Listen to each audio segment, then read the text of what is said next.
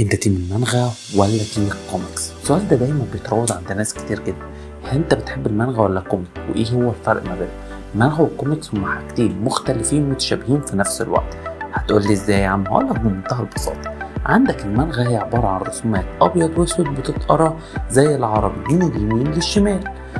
الكوميكس العكس تماما، هي رسومات ملونه بشكل كبير جدا بتتقرا من الشمال لليمين لان هي بتصدر في امريكا واوروبا. المانغا تخص اكتر اليابان، عشان كده بيتاخد منها اعمال الانيميشن المشهوره زي ناروتو وون بيس وهنتر وحاجات كتير جدا احنا بنتابعها.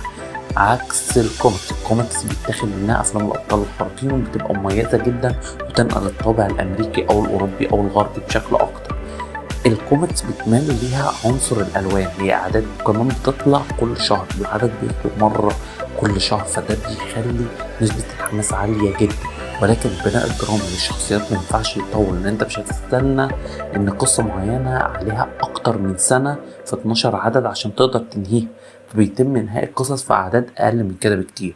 عكس المانغا اللي ممكن القصص تستمر سنين طويلة جدا بدون تفرعات للمالتيفيرس او لحاجات تانية، والشخصية بتفضل عايشة معاك لغاية ما تنتهي بنهاية المانغا. نادر جدا ان انت تلاقي مؤلف مانغا اشتغل على اكتر من عمل في نفس الوقت، ولكن في الكوميكس ممكن تلاقي ان اللي بيشتغل على اكتر من عمل في نفس الوقت، وهو ده كان الفرق ما بين الكوميكس والمانغا.